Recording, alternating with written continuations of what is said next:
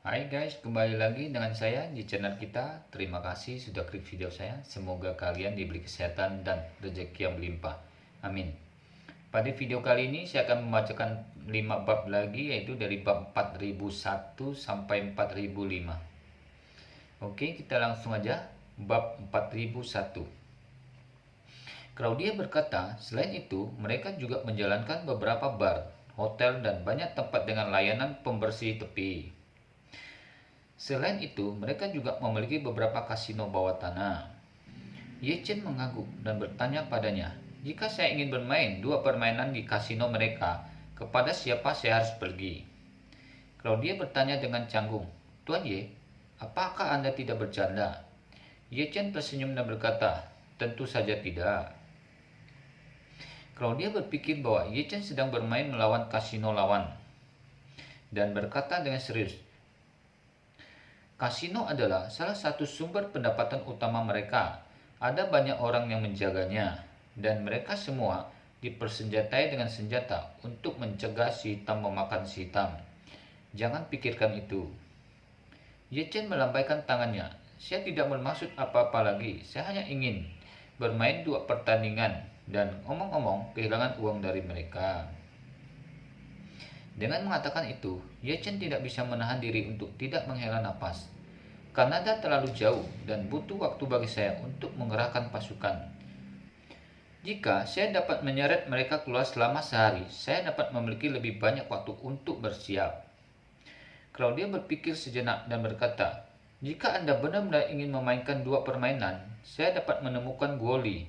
Dia tidak sabar untuk menemukan lebih banyak orang untuk memainkan 2 permainan di kasino mereka. Ye Chen menjentikkan jarinya dan berkata sambil tersenyum, cantik, tunggu aku akan menelpon. Bagaimanapun, Ye Chen berbalik dan berjalan keluar dari toko serba ada. Li Xiaofen sedang memegang pankek dan buah saat ini, berdiri di pintu menunggu dengan cemas. Melihat Ye Chen keluar, dia buru-buru melangkah maju dan bertanya dengan prihatin, Kakak Ye Chen, bagaimana obrolan dengan Claudia? Ye Chen tersenyum dan berkata, hampir sampai, bagaimana dengan buah penekuk yang aku inginkan? Li Xiaofen mengangkat tangannya dan menyerahkan kantong makanan kepada Ye Chen. Ya, sudah selesai, saudara Ye Chen. Bisakah kamu membantu Claudia? Ye Chen mengangguk dan berkata dengan ringan, tentu saja. Apakah masalah sepele ini masih menjadi masalah bagi saudaramu Ye Chen? Mendengar ini, Li Xiaofen langsung menjadi bersemangat, memeluk Ye Chen dan berkata dengan penuh semangat, bagus sekali saudara Ye Chen. Ye Chen menepuk punggungnya dan berkata sambil tersenyum, kamu masuk dulu, aku akan menelpon. Oke, Li Xiaofen mengangguk dan buru-buru kembali ke toko serba ada dengan gembira. Ye Chen mengeluarkan buah penekuk dari tas dan menggigitnya, lalu mengeluarkan ponselnya dan menelpon Wan Pojun. Segera setelah panggilan dibuat, Wan Pojun di sana dengan berkata, Tuan Ye, 20 tentara wanita yang dikirim ke Amerika Serikat oleh bawahan saya sudah berangkat 3 jam yang lalu. Dan tim khusus 20 orang lainnya dikirim oleh bawahan saya. Tim aksi khusus telah berangkat ke Kanada dan diharapkan tiba dalam 10 jam jika Anda membutuhkan seseorang yang berguna di Kanada. Ye Chen tidak bisa tidak memuji. Pojun, saya tidak berharap Anda begitu teliti. Wan Pojun buru-buru berkata, Tuan Ye, inilah yang harus dilakukan bawahan Anda. Ye Chen tersenyum sedikit dan berkata, Kuil Wanlong sekarang sedang membangun markas, jadi pasti ada kekurangan tenaga kan? Wan Pojun berkata, sejujurnya Tuan Ye, membangun pangkalan permanen dari bawah ke atas, beban kerja keseluruhan sangat besar, dan para prajurit perlu dilatih. Selain tugas sehari-hari dan liburan mereka, jangan memobilisasi terlalu banyak tentara. Ada kekurangan tenaga kerja yang nyata untuk berpartisipasi dalam proyek konstruksi. Ye Chen kemudian berkata, tepat, saya baru saja menemukan 7 atau 800 pekerja berkualitas tinggi di sini.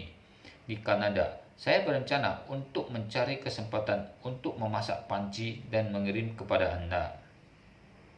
Oke, kita lanjut lagi ke bab 4002. Mendengar kata-kata Ye Chen, Wan Pojun buru-buru bertanya, "Tuan Ye, organisasi macam apa yang Anda coba serang?" Ya, Ye Chen juga tidak menyembunyikannya dan berkata dengan ringan, "Ada kelompok kecil yang menyakiti dunia. Saya ingin menyekop mereka, tetapi tidak pantas untuk membunuh mereka semua. Mengapa saya tidak mengirim Anda di sana untuk menjadi pekerja bebas? Dan ribuan istana naga dijaga oleh puluhan ribu tentara, dan mereka pasti tidak ingin melarikan diri dalam kehidupan ini." Wan Pojun segera berkata, "Tuan Ye, apakah Anda membutuhkan kerjasama dari bawahan Anda?" Ye Chen berpikir sejenak dan berkata, "Ya, Anda perlu mengatur sekelompok tentara lain untuk datang. Lebih baik memberi lebih banyak, sekitar 200 setelah 30 jam, yaitu sebelum besok malam, pergi ke Vancouver."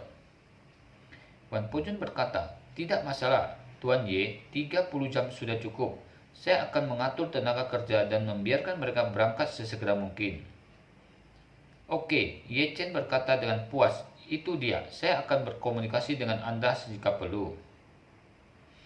Setelah itu, Ye Chen menutup telepon Wan Pojun, lalu menelpon He Jiqiu yang berada jauh di Cina.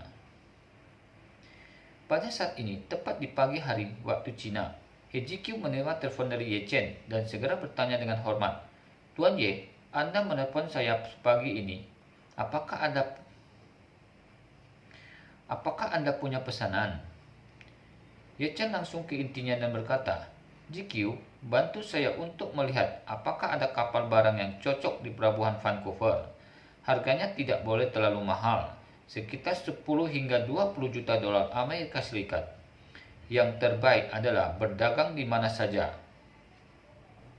Waktu Anda membantu saya segera mungkin. Tentukan satu dan beli langsung dengan nama saya." Meskipun He Jiqiu tidak tahu mengapa, dia langsung setuju dan berkata, "Jangan khawatir Tuan Ye, saya akan mengaturnya sekarang. Perahu bekas mudah ditemukan, dan Anda harus dapat menemukan yang cocok segera." "Oke," Ye Chen berkata, "katakan padaku tepat waktu jika ada kemajuan." Bagaimanapun, dia menutup telepon dan berjalan kembali ke toko serba ada dengan senyum di wajahnya. Pada saat ini, Li Xiaofen tidak tahu apa yang Ye Chen dan Claudia bicarakan barusan, dan dia tidak tahu bahwa dirinya lah yang sebenarnya dalam bahaya. Jadi, dia masih tenggelam dalam kegembiraan, kesediaan Ye Chen untuk membalas Claudia setengah. Li Xiaofen tahu betul bahwa dengan kekuatan dan latar belakang Ye Chen, tidak akan ada masalah untuk berurusan dengan kelompok Italia yang begitu kecil. Hanya saja, Claudia agak khawatir. Yang paling ditakutinya adalah Ye Chen ini harus menjadi pahlawan. Jika keadaan menjadi tidak terkendali, dia tidak hanya akan melukai dirinya sendiri, tetapi juga Li Xiaofen. Karena itu, dia masih ingin mencari kesempatan untuk membujuk Ye Chen lagi dan membiarkan Ye Chen membawa Li Xiaofen keluar dari Kanada sesegera mungkin. Tapi yang tidak dia duga adalah kalimat pertama Ye Chen ketika dia masuk adalah mengatakan kepadanya secara langsung, "Claudia, kamu memanggil itu Gauli dan mengatakan bahwa tanganku gatal dan aku ingin bermain 2 pertandingan. Jadi, biarkan dia jemput aku di rumah Bibi Li jam 9 malam ini." Claudia bertanya dengan kaget, "Jam 9 malam? Bagaimana dengan Nona Xiaofen?" Ye Chen tersenyum dan berkata, "Tentu saja akan pergi bersamaku." Li Xiaofen bingung dan bertanya tanpa alasan, "Saudara Ye Chen, apa yang akan kamu mainkan? Mengapa kamu mencari Gauli itu?" Ye Chen tersenyum dan berkata, "Bukankah mereka menjalankan kasino? Saya ingin bermain 2 game di masa lalu, dan saya akan menganggur jika saya menganggur." Li Xiaofen bertanya dengan curiga, "Kakak Ye Chen, kapan kamu kecanduan judi?" "Tidak," Ye Chen tersenyum dan berkata, "aku hanya ingin pergi dan mencari tahu realitas mereka. Kamu akan ikut denganku ketika saatnya tiba." Li Xiaofen tiba-tiba sadar, mengangguk dengan cepat dan berkata, "Oke, kalau begitu aku ikut denganmu." Claudia sangat gugup. Dia tidak berpikir bahwa Ye Chen tidak hanya akan pergi ke kasino, yang dikelola oleh Gaoli untuk berjudi, tetapi membawa Li Xiaofen bersamanya. Bukankah ini berarti domba memasuki mulut harimau? Ye Chen juga tahu apa yang dia khawatirkan, jadi dia berkata sambil tersenyum, "Claudia, aku pergi ke kasino mereka untuk berjudi dan kembali ke sini sendirian dengan niat yang sama. Terkadang tempat paling berbahaya adalah yang paling aman." Claudia tiba-tiba menyadarinya. Oke, kita lanjut lagi ke bab 4003. Jadi, dia tidak ragu lagi, mengangguk dan berkata, "Kalau begitu, aku akan menelponnya." Saat ini, lantai bawah tanah sebuah restoran Italia di Book Street. Gaoli sedang duduk di depan meja besar, secara pribadi mengawasi beberapa bawahannya untuk menghitung uang dengan dua pendeteksi uang. Kelompok mereka membayar bawahan mereka seminggu sekali, dan malam ini adalah hari pembayaran. Sebagian besar anggota yang aktif di grup ini adalah mereka yang sedang mabuk saat ini dan tidak menyimpan uang sampai besok. Setelah mendapatkan uang, mereka langsung menghambur-hamburkannya dan kemudian menunggu gaji berikutnya. Skala seluruh kelompok lebih dari 700 orang, gaji mingguan rata-rata per kapita mingguan tidak kurang dari $1.000 Kanada, sehingga biaya gaji mingguan setinggi hampir $1 juta Kanada. Melihat tumpukan uang yang dikemas ke dalam amplop kecil, dia tidak bisa menahan sakit kepala dan bergumam pada dirinya sendiri. "Bagaimana kabarmu di bawah angka 700? Aneh. Bajingan ini lebih dari 700 keping, kertas dan lain-lain, dengan mulut pemakan daging." Setelah itu, dia bertanya kepada salah satu dari mereka, "Hai, Pete, berapa banyak uang yang akan saya dan Riz miliki minggu ini?" Pihak lain melirik nomor pada formulir dan berkata, "Tuan Gao, uang di tangan Anda dan Tuan Riz adalah total $110.000 Kanada." Hanya 110.000, Gaoli sedikit kecewa ketika mendengar nomor ini. Meski saat ini dia adalah orang kedua di grup, bos baru hanya memberinya 10% dari bagiannya. Lagi pula, dia bukan orang Italia dan dia terakhir sebagai pengemudi. Mengandalkan idenya yang untuk membunuh keluarga Claudia, dia dianggap sebagai pemilih dan bisa mendapatkan 10% bagiannya. Bahkan itu sudah satu langkah ke langit. Di masa lalu, laba bersih yang tersisa untuknya dan bos setiap minggu setidaknya 200.000 hingga 300.000 dolar Kanada. Dia bisa mendapat 20.000 hingga 30.000 yuan, yang merupakan kekayaan yang banyak. Tetapi, dia tidak pernah berpikir bahwa itu akan turun sebanyak itu minggu ini. Jadi, dia bertanya dengan heran, "Mengapa ada begitu sedikit minggu ini?" Pihak lain buru-buru berkata, "Bisnis kasino semakin memburuk baru-baru ini dan pendapatannya menurun tajam. Gadis-gadis yang dijual sebelumnya belum dijual dengan harga bagus. Pelanggan kelas atas hanya perlu gadis bersih yang belum pernah direkrut. Hanya gadis seperti itu yang bisa kesempatan dijual dengan harga tinggi. Dan bis yang kami kirim segera dimusnahkan oleh pelanggan." Gaoli mau tidak mau memikirkan Li Xiaofen. Di matanya, hanya ada dua gadis berkualitas tinggi di sekitarnya. Satu adalah Li Xiaofen, dan yang lain adalah sepupu jauhnya, Claudia. Sayang sekali, wajah Claudia terlalu menakutkan untuk dibakar. Jadi, Li Xiaofen adalah satu-satunya gadis yang benar-benar berkualitas tinggi. Awalnya, dia ingin menjadikan pacar dengan Li Xiaofen, tetapi Li Xiaofen benar-benar tidak memberinya kesempatan dan secara bertahap kehilangan kesabaran. Jadi dia berkata kepada pria itu dengan suara dingin, "Ada hal yang baik malam ini. Jika kamu mendapatkannya, itu pasti akan dipilih untuk pelelangan dan mungkin itu akan terjual jutaan dolar."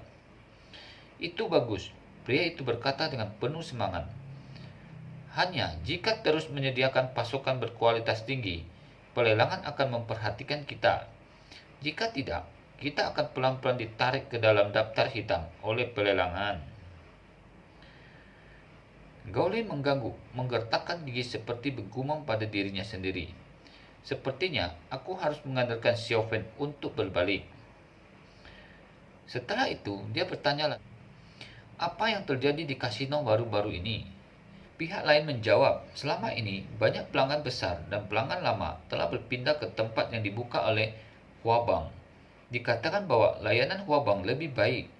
Mereka tidak hanya merenovasi tempat tersebut, tetapi juga memberi beberapa MyBix. Selama pelanggan besar pergi, mereka akan dijemput oleh mobil MyBix dan mereka akan makan dan hidup secara bermain untuk waktu yang lama.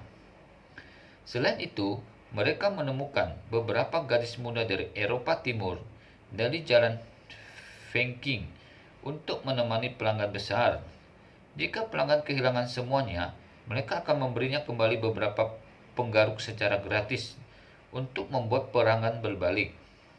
Dan mereka lebih fleksibel dalam hal pinjaman. Ada otoritas tertentu dan Anda dapat memberinya chip tamu di tempat. Karena itu, pihak lain memandang Gao Li dan berkata, Tuan Gao, apa yang dikejar oleh pelanggan besar sekarang adalah pengalaman. Tidak masalah jika Anda kehilangan uang. Kuncinya adalah bahagia ketika Anda kalah. Dibandingkan dengan Haobang, tempat kita masih sama, sudah terlalu tua. Harus mengikuti perkembangan zaman. Kalau tidak, jika diteruskan seperti ini, semua tamu akan kabur. Oke, kita lanjut lagi ke bab 4004. Kamu pikir aku tidak ingin mengikuti perkembangan zaman? Gao Li menggosok pelipisnya dan berkata dengan kesal, saya sudah memberitahu bos sejak lama, tetapi bos tidak mau menginvestasikan biayanya. Jadi, mari kita bersabar terlebih dahulu, dan saya tidak mungkin. Untuk bos besar ini, Gao Li juga memiliki beberapa kritik di hatinya.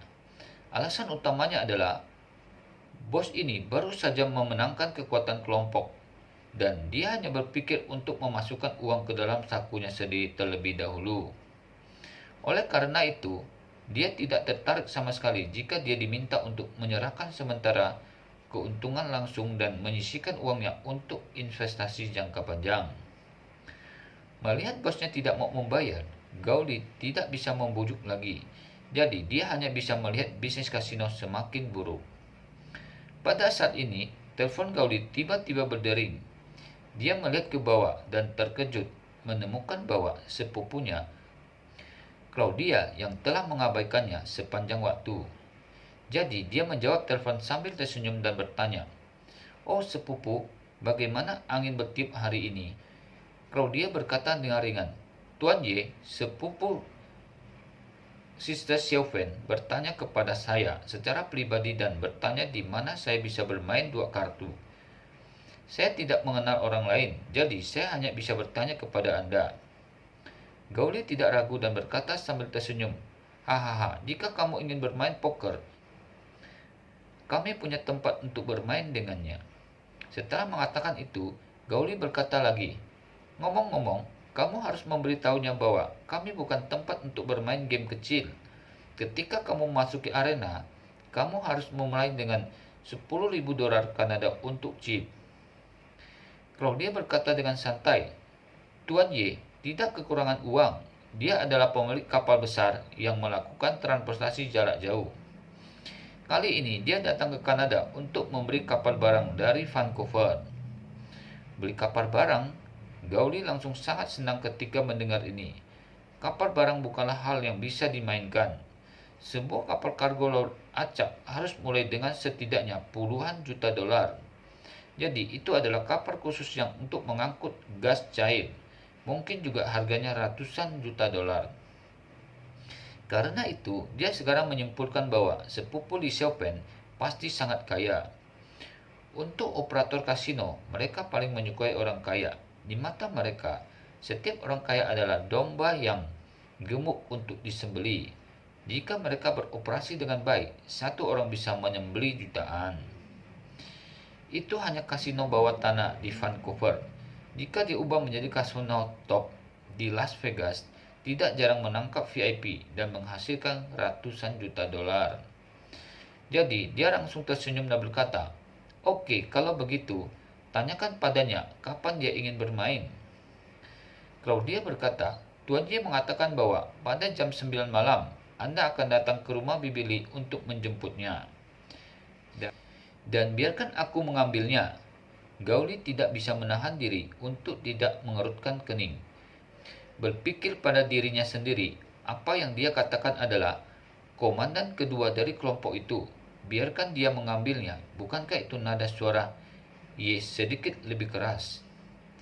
Pada saat ini, Claudia berkata, Tuan Ye mengatakan bahwa ketika Anda pergi ke kasino, pertama-tama Anda akan mengganti chip $100.000 Kanada.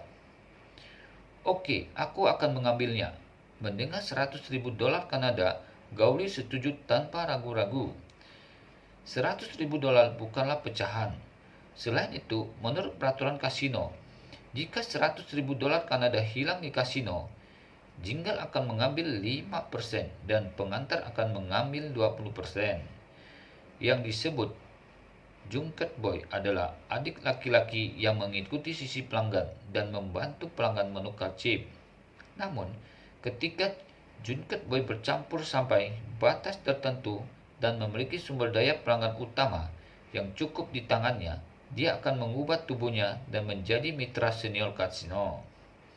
Secara umum, yang paling tidak dimiliki kasino adalah sumber pelanggan, terutama sumber pelanggan berkualitas tinggi yang menghabiskan uang.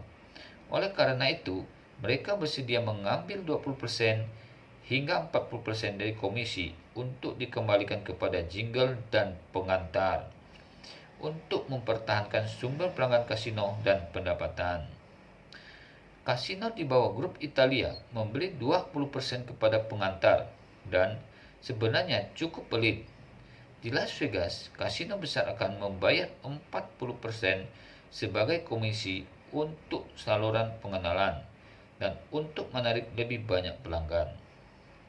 Oleh karena itu, dalam hidup, banyak teman di sekitar orang kaya selalu suka memperkenalkannya untuk berjudi di kasino kelas atas.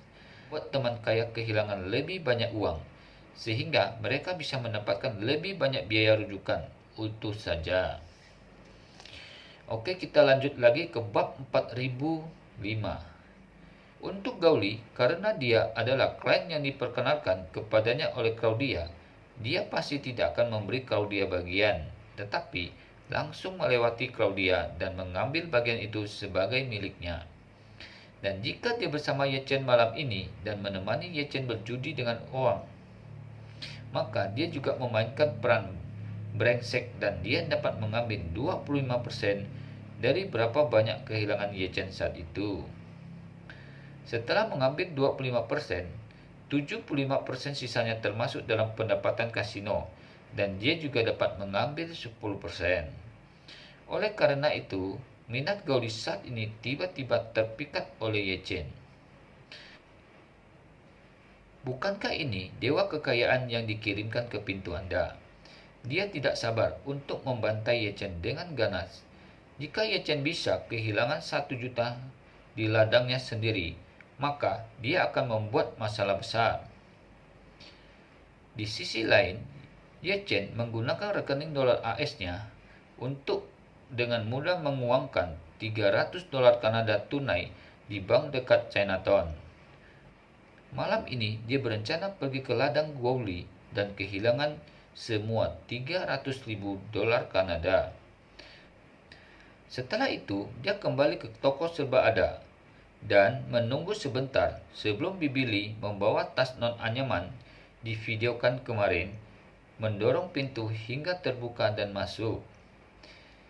Li Xiaofeng dengan cepat menarik Ye Chen untuk menemuinya dan berkata dengan penuh semangat, Bibi Li, lihat siapa yang ada di sini. Bibi Li mengangkat kepalanya dan melihat Ye Chen. Matanya melebar dan butuh beberapa saat untuk bereaksi. Pada awalnya, Bibi Li secara alami sangat senang. Dia akan bertanya kepada Ye Chen, mengapa dia datang begitu awal? Tetapi, ketika kata-kata itu keluar dari bibirnya, dia menyadari bahwa identitasnya dan Ye Chen tidak seperti dulu lagi. Jadi, dia dengan cepat bergegas, mengendalikan emosinya. Dia berkata dengan hormat, Tuan, mengapa Anda datang begitu awal? Ye Chen Ye Chen sedikit terkejut dan dengan cepat berkata, "Bibi Li, mengapa kamu begitu sopan padaku?" Bibi Li berkata dengan serius, "Kamu adalah tuan muda. Aku yang berikutnya."